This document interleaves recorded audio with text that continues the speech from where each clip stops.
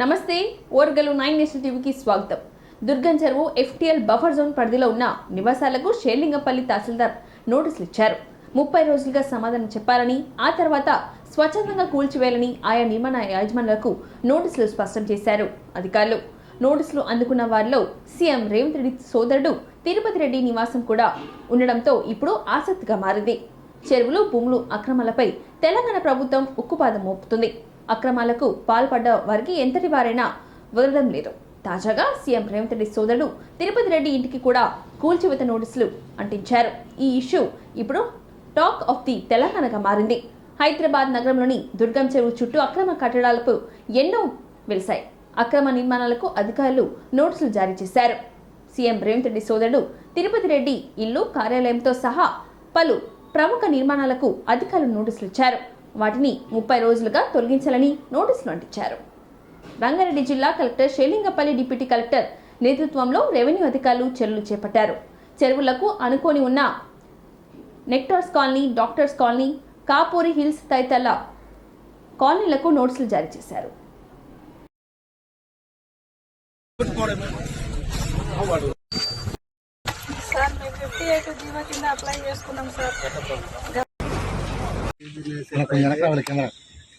ये layout sanction layout है। वो पहले ओनर बाज़ाब्ता परमिशन लेके घर बनाया सो घर मैं खरीदा। उसके बाद में जब ये FTL में या नदी में बफर जोन में वो सब कुछ मैं जानता नहीं। जब मैं पेपर्स लिए एडवोकेट को दिया, सब सही है बोले, मैं घर खरीदा। अब नोटिस मिला तो नोटिस पे गवर्नमेंट क्या कर रहा है? अभी नोटिस अभी आपको जो मिला है किस चीज पे और किस बिना पे मिला है, और आगे आप ये बफर जोन में बोल के मिला है या फिर FTL में मिला है? किस चीज पे मिला है? वो बफर जोन में है बोल के बोल रहे लोग, इसमें भी वही है, तो देखा जाएगा। कितना है सर ये पूरा जो आपके प्रॉपर्टी पर F नहीं मार्क किया गया है, दूसरे जितने प्रॉपर्टीज है? मेरा 600 यार्ड्स है। मेरा 600 यार्ड्स ये वाल्टा एक्ट से पहले लेआउट बने से है। वाल्टा एक्ट आने के बाद कुछ वो लोग क्या कर लिए मुझे पता नहीं है, तो अभी देखना है। सर अधिकारियों से क्या कहना चाहेंगे? एक तरफ ये सवाल उठ रहे हैं कि कोई अधिकारी अभी तक मुझे नहीं मिला, मेरे से बात नहीं हुआ। चीफ मिनिस्टर को क्या कहेंगे सर? एक होता है आपके भाई है, एक पर्सनल आपका रिलेशन एक है, और दूसरा वो एक मिनिस्टर वो मेरे अकेले के लिए काम नहीं कर रहे, सब लोगों के लिए कर रहे हैं। वो तो वो करने हैं, अधिकारी करने हैं, सीएम क्या करेंगे? क्या कहेंगे सर? ये डेमोलिशन में आप मदद करेंगे अगर बफर जोन में आता है तो? डेमोलिशन तो करना ही पड़ेगा। लीगली कुछ इलीगल काम करा तो लीगल एक्शन लेना ही पड़ेगा ना। दूसरे दिन से चर्चा चल रही है, BRS के नेता मैं नहीं है तो इधर दिन से चर्चा चल रही है, BRS के नेता ट्वीट कर रहे हैं, ड्रोन विजुअल्स लगा रहे हैं, सैटेलाइट विजुअल्स लगा रहे हैं। BRS लोग मेरे को लेके ये सब कॉलोनी वाले को वो तो मुसीबत में पड़ा दिए। जो मगर मैं नहीं है तो इधर तरफ कोई देखने वाला ही नहीं रहता है। ये तो मैं बनाया सो नहीं है, मैं लेआउट नहीं बनाया, मैं इलीगल को नहीं बनाया, मैं परमिशन लेके जो मेरा मालिक था वो बना दिए, मैं घर बीच में खरीदा, मुझे क्या मालूम है। जो गवर्नमेंट तोड़ना चाहे तोड़ने दो, जरा टाइम दिए तो सामान लेके बाहर चलता हूँ। सर जैसे आप कह रहे हैं कि BRS ये पूरे BRS वाले अटेंशन डाइवर्ट कर रहे हैं। ये जो 10 साल उनका गवर्नमेंट में बहुत इलीगल काम चला, वो काम रोकने के लिए वो ऐसा काम चालू कर दिए। तो आज क्या कोई ఎర్రవల్లిలో మాజీ సీఎం కేసీఆర్ ను కలిశారు ఎమ్మెల్సీ కవిత. జైలు నుంచి రిలీజ్ తర్వాత తొలిసారి తండ్రితో కవిత భేటీయ్యారు. 5.5 నెలల తర్వాత తండ్రిని కలిసిన ఆమె కాళ్ళు మొక్కి ఆశీర్వాదం తీసుకున్నారు. కన్న బిడ్డను చూడగానే భావోద్వేగానికి గురయ్యారు కేసీఆర్. 10 రోజుల పాటు ఎర్రవల్లి ఫామ్ హౌస్ లోనే ఉండనున్నారు కవిత. తనను కలిసేందుకు ఎవరు రావద్దని కవిత రిక్వెస్ట్ చేశారు. ఢిల్లీ లిక్కర్ స్కామ్ కేసులో ఈడీ, సిబిఐ కేసులో కవితకు ఆగస్టు 27న సుప్రీంకోర్టు బెయిల్ ఇచ్చిన సంగతి తెలిసిందే. అయితే ఆగస్టు 28న ఆమె హైదరాబాద్కు చేరుకున్నారు. జూబ్లీ హిల్స్లోని తన నివాసంలో తల్లి శోభమ్మను ఆలింగనం చేసుకుని భావోద్వేగానికి గురయ్యారు. అదే సమయంలో తన సోదరుడు కేటీఆర్కు కవిత రాఖీ కట్టారు. ఈ సందర్భంగా ఆమె మీడియాతో మాట్లాడి రానున్న 15 రోజుల్లో తన భవిష్యత్తు కార్యాచరణ ప్రకటిస్తానని బీఆర్ఎస్ ఎమ్మెల్సీ కవిత అన్నారు. తొలుత పార్టీ నేతలు కార్యకర్తలకు సమయం కేటాయిస్తానని తెలిపారు. న్యాయం గెలిచిందని, తన పోరాటం ఇంకా కొనసాగుతుందని అన్నారు. ఎప్పటికైనా నిజమే గెలుస్తుందని ధీమా వ్యక్తం చేశారు కవిత.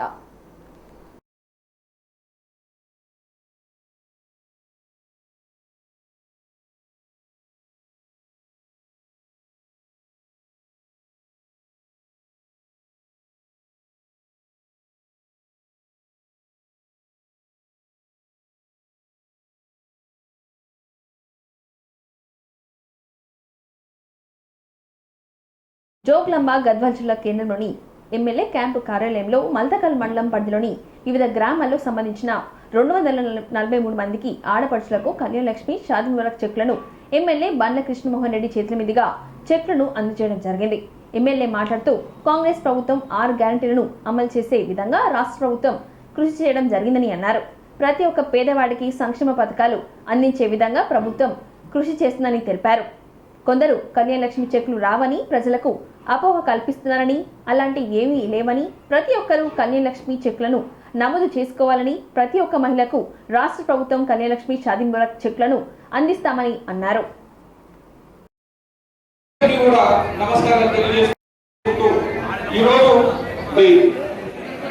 అంటే ఈ ఎన్నికలు కొత్త ప్రభుత్వం వచ్చినాక, కాంగ్రెస్ ప్రభుత్వం వచ్చినాక చాలా రోజులకెళ్ళి పెండింగ్ ఉండడం వల్ల కళ్యాణలక్ష్మి చెక్కులు మీకు ఇవ్వలేకపోవడం, అంటే చాలా రోజుల తర్వాత కళ్యాణలక్ష్మి ప్రభుత్వం శాంక్షన్ ఇవ్వడం జరిగింది.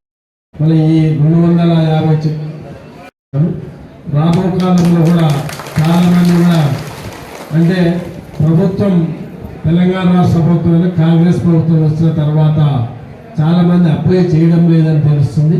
అంటే కొత్తగా పెళ్ళైన వాళ్ళు కూడా ఏదో ఇంకా అడిషనల్ వస్తుందన్న ఉద్దేశంతో చాలా మంది కొత్తగా కూడా అప్లై చేయడం లేదు. దయచేసి ప్రభుత్వం ఏ నిర్ణయం తీసుకున్నా రేవంత్ రెడ్డి గారు ఆ నిర్ణయం ప్రకారం మీకు కూడా వచ్చే ఉంటే రాష్ట్రం మొత్తం మీద ఒకేలాగా వస్తాయి. చాలా మంది కూడా, అంటే చాలా మంది గ్రామాల నాయకులు ఉన్నారు, అదేవిధంగా గ్రామాల్లో మొన్న పెళ్లిళ్ళు చేసిన వాళ్ళు ఉన్నారు. వెళ్ళి ఆగిన చెక్కులు ఇప్పుడు రావడం జరిగింది. రాష్ట్రం అందరికి వస్తుంది. కొత్త కూడా 60-70 మాత్రమే వచ్చినాయి. మాజీ సర్పంచులు, మాజీ ప్రజాప్రతినిధులు వచ్చినారు. మీ ఇమ్మీడియట్ గా చాలా మంది గ్రామ నాయకులు చాలా మంది వచ్చినారు. ఇక్కడ ఈసారి వర్షాలలో సకాలంలో వర్షాలు పడడం వల్ల ఈరోజు వ్యవసాయంలో అభివృద్ధి చేస్తూ ఆ బిల్లులు కూడా ఇక్కడ వచ్చి ఇచ్చిపోతే అవి కూడా డబ్బులు ఒక 30% ఇక్కడ వచ్చే అవకాశం. మళ్ళీ ఈరోజు కళ్యాణలక్ష్మి అందుకోబోతున్నారు. వాళ్ళు కూడా అప్లై చేసుకోవాలని కోరుకుంటూ మల్దకల్ మండల ప్రజాప్రతినిధులకు, మా అక్క చెల్లెలకు అందరూ కూడా మరొకసారి శుభాకాంక్షలు సెలవు తీసుకుంటున్నారు. నిర్మల్ జిల్లాలో వరుస దొంగతనాలకు పాల్పడుతున్న అంతర్రాష్ట్ర ముఠాను అరెస్ట్ చేసినట్లుగా నిర్మల్ డీఎస్పీ గంగారెడ్డి తెలిపారు. హర్యానాకు చెందిన మొహమ్మద్ అబ్బాస్ 15 ఏళ్ల క్రితం నిర్మల్కు వచ్చి ఉదయం పూట కూరగాయల దుకాణంలో పనిచేస్తున్నాడు. జల్సాలకు అలవాటు పడి దొంగతనాలకు పాల్పడడంతో అతన్ని పట్టుకొని 150 గ్రాముల గంజాయి, 2 తులాల బంగారం, 20 తులాల వెండిని స్వాధీనం చేసుకున్నట్లుగా పోలీసులు తెలిపారు.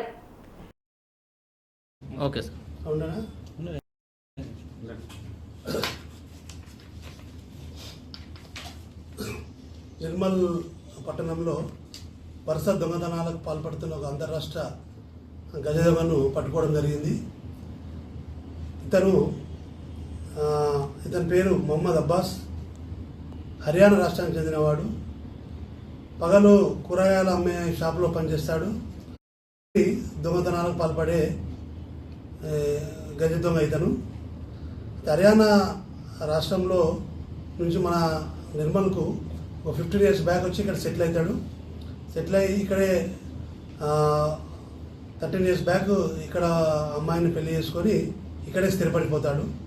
స్థిరపడిపోయి రాత్రి డేలోనేమో ఈ కూరగాయల మార్కెట్లో పనిచేసి నైట్ టైం ఎక్కడైతే లాక్ తాళాలు వేసి ఉన్న ఇళ్లను ఇతను రక్కీ చేసి సెలెక్ట్ చేసుకుంటాడు. చేసుకొని రాత్రి 1 నుంచి మార్నింగ్ 4 o'clock మధ్యలో ఆ లాక్ బ్రేక్ చేసి దొరికిన ఏ వస్తువుని సరే దొంగతనం చేసుకొని తీసుకుపోతాడు.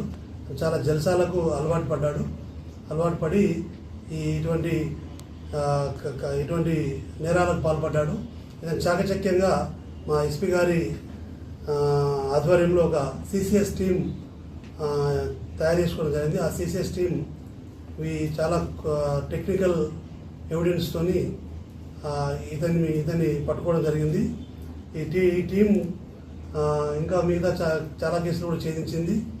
అదేవిధంగా ఇతను మన డబుల్ బెడ్రూమ్ ఇళ్లలో ఇతనికి ఒక డబుల్ బెడ్రూమ్ ఇల్లు కూడా ఉంది. ఇతనికి 5 పిల్లలు. జల్సాలకు అలవాటు పడే ఇతను చేయడం జరిగింది. ఇతన్ని విచారించగా 5 కేసులు ఒప్పుకోవడం జరిగింది. కిల్లాగుట్టలో జూలై 5న జరిగిన నేరము, సోమవారపేటలో జూలై 12 తారీఖు, ఇంజారిగుట్టలో జూలై 22 తారీఖు, ఖురాన్పేటలో ఆగస్టు 4th, అదేవిధంగా కిల్లాగుట్టలో ఆగస్టు 18, ఖానాపూర్లో కూడా అక్టోబర్లో ఇతను దొంగతనం జరిగింది. మొత్తం 2 తులాల అంటే 20 గ్రామ్స్ గోల్డ్ మరియు 20 తులాల సిల్వర్ను మనం సీజ్ చేయడం జరిగింది. అయితే అదేవిధంగా ఇతని మళ్ళీ సెర్చ్ చేస్తే ఇతను గాంజా కూడా అడిక్ట్ అయి ఉన్నాడు. ఇతని వద్ద 150 గ్రాముల గాంజా కూడా దొరకడం జరిగింది. కాబట్టి గాంజా కేసు కూడా ఇతనిపై పెట్టి ఇతన్ని మనము ఈరోజు రిమాండ్ తరలించడం జరుగుతుంది. ఈ మొత్తం దొంగతనానికి ఛేదించిన మా సిసిఎస్ టీం ను మా ఎస్పీ గారు అభినందించినారు. అదేవిధంగా మేము వీరికి సిబ్బందికి అందరికీ అభినందన జరుగుతుంది. అదేవిధంగా టౌన్ ఇన్స్పెక్టర్ ప్రవీణ్ కుమార్ వాళ్ళ ఎస్ఐస్ కూడా దీంట్లో పాల్పంచుకోవడం జరిగింది.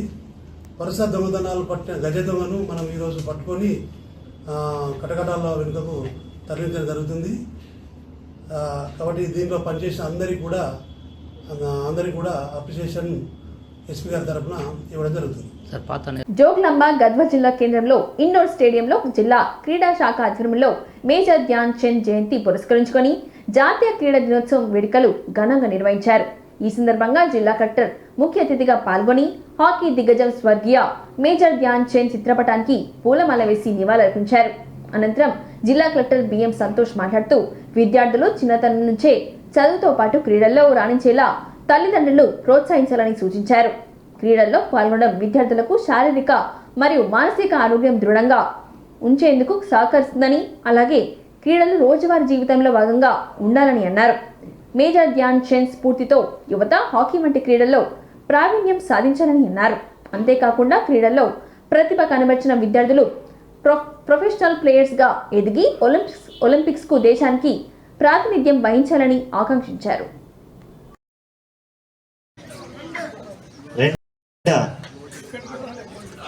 వచ్చిందా లేదా? రాలేదు. సో ఇప్పుడు మొన్న జరిగిందా ఒలింపిక్స్లో రాలేదు.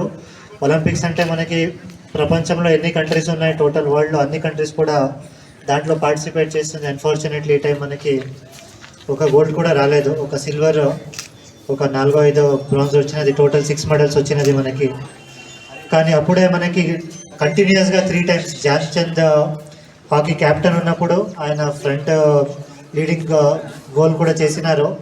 1928, 32, 36 ఈ 3 సంవత్సరం కూడా కంటిన్యూస్ బ్యాక్ టు బ్యాక్ మనకి హాకీలో గోల్డ్ మెడల్ దొరికింది.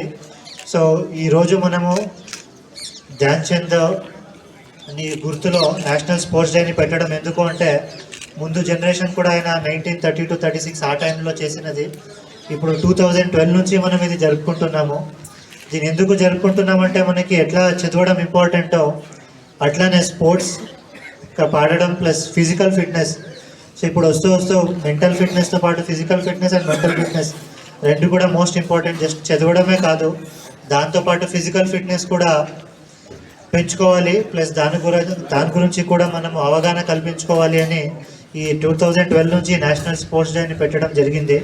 సో దీని ముఖ్య ఉద్దేశం మనకి ఫిజికల్ ఫిట్నెస్ పెంచుకోవడం ప్లస్ స్పోర్ట్స్కి యాక్టివ్గా పార్టిసిపేట్ చేయడం. సో మొన్న మనకి ఒలింపిక్స్లో కూడా మెడల్లో ఒక గోల్డ్ మెడల్ కూడా రాకుంటే ఎందుకు ఇంత 140 crores 140 కోట్ల జనాభా ఉన్న ఇండియాలో ఎందుకు ఒక గోల్డ్ కూడా రాలేకపోయామంటే, లాస్ట్ టైం 2008 ఒలింపిక్స్లో అభినవ్ బింద్రా గారు గోల్డ్ మెడల్ తెచ్చినారు షూటింగ్లో.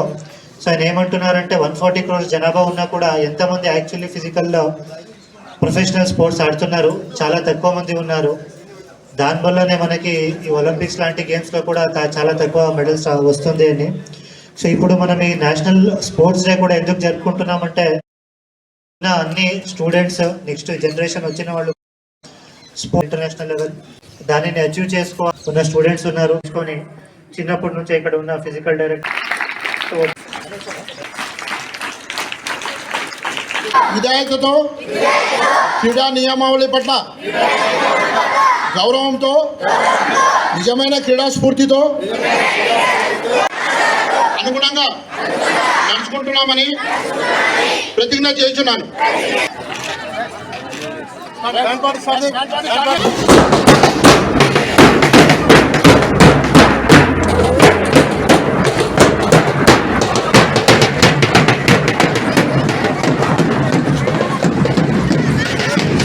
సంవత్సరం శ్రావణ మాసం చివరి గురువారం రోజున ఎంతో వైభవంగా నిర్వహించే 31 డివిజన్ న్యూ షాయంపేట్ పోచమ్మ తల్లి బోనాలు జాతరలో సతీ సమేతంగా పాల్గొని అమ్మవారికి ప్రత్యేక పూజలు చేశారు వరంగల్ పశ్చిమ సభ్యులు నాయని రాజేందర్ రెడ్డి, నాయని నీలిమారెడ్డి మరియు వరంగల్ జిల్లా కాంగ్రెస్ పార్టీ అధ్యక్షురాలు ఎర్రబెల్లి స్వర్ణ మొదటిగా న్యూ షాయంపేట్ కేంద్రం నుంచి కొబ్బరికాయ కొట్టి అమ్మవారి రథాన్ని ప్రారంభించారు. ఈ వేడుకలో స్థానిక ప్రజాప్రతినిధులు, కాంగ్రెస్ పార్టీ కుటుంబ సభ్యులు, భక్తులు పాల్గొన్నారు.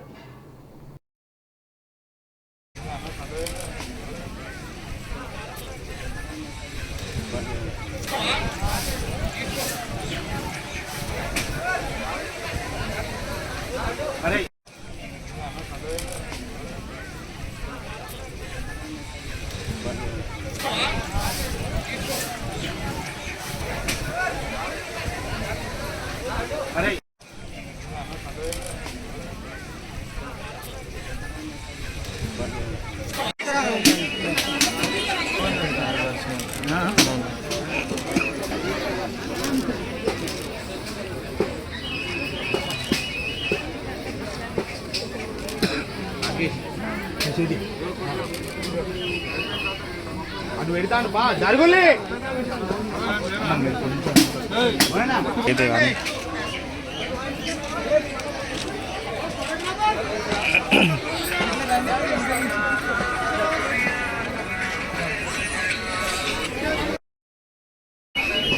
హలో. హన్మకొండ 52వ డివిజన్ రామ్నగర్లోని నిర్వహించిన తీజ్ వేడుకల్లో పాల్గొని పూజలు చేశారు వరంగల్ పశ్చిమ శాసనసభ్యులు నాయని రాజేందర్ రెడ్డి. లంబాడి సోదరులకు పండుగలో అతి ప్రాముఖ్యతమైన తీజ్ వేడుకల్లో పుణ్యఫలం ద్వారా మంచి జరగాలని సోదరీ సోదరులకు తీజ్ పండుగ శుభాకాంక్షలు తెలియజేశారు. కాలనీలో ఏమైనా సమస్యలు ఉన్నా నా దృష్టికి తీసుకురావాలని, తక్షణమే వారిని పరిష్కరిస్తారని తెలిపారు. ఈ కార్యక్రమంలో స్థానిక ప్రజాప్రతినిధులు, కాంగ్రెస్ పార్టీ నాయకులు, కాలనీ ప్రజలు పాల్గొన్నారు. మన పశ్చిమ నియోజకవర్గ ఆశా జ్యోతి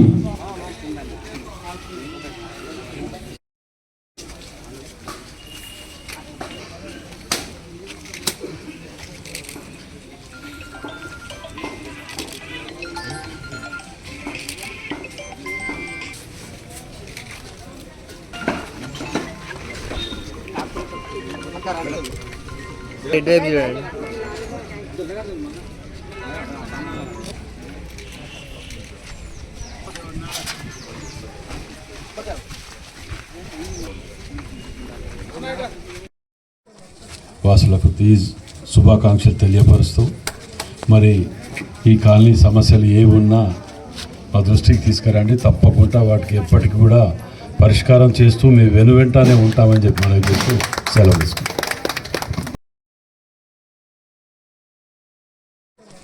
వాసులకు తీజ్ శుభాకాంక్షలు తెలియపరుస్తూ, మరి ఈ కాలనీ సమస్యలు ఏ ఉన్నా ఆధ్వర్యంలో కరీంనగర్లోని స్వశక్తి కళాశాలలో గురువారం ఐసిడిఎస్, మెప్మా, ఐకేపీ, వైద్య విద్యాశాఖకు సంబంధించి ఋతుక్రమ పరిశుభ్రతపై శిక్షణ నిర్వహించారు.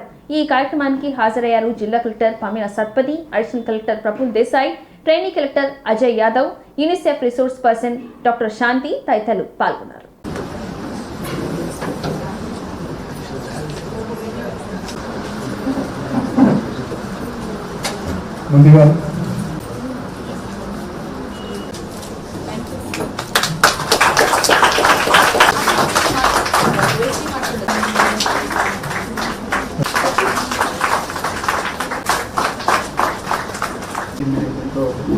అన్ని మాధవి గారు సిద్దిపేట సిద్దిపేట మేడం ఆమె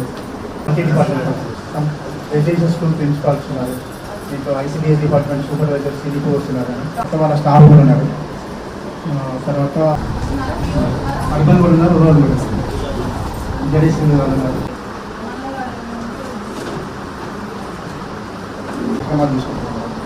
ఈ ఇయర్ వీఆర్ సెలబ్రేటింగ్ అన్ని గ్రామాలు ఎక్కడైతే ట్రైబల్ హ్యాబిటేషన్స్ ఉన్నాయో, ఎక్కడైతే బ్యాక్వర్డ్ హ్యాబిటేషన్స్ ఉన్నాయో అక్కడ కూడా అవేర్నెస్ క్యాంపెయిన్స్ క్రియేట్ చేసి పెడుతున్నాం. కోవిడ్లో కానీ కోవిడ్ తర్వాత కానీ ఒక ఎన్జిఓ ఉంది, హోప్ ఫర్ లైఫ్ ఫౌండేషన్ అని హైదరాబాద్ ఇందులో hope for life foundation.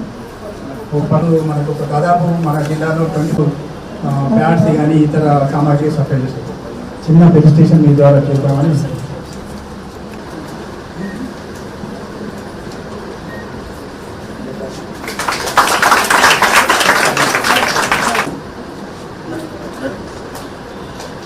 Karimnagar is one of the kind of a laboratory district now.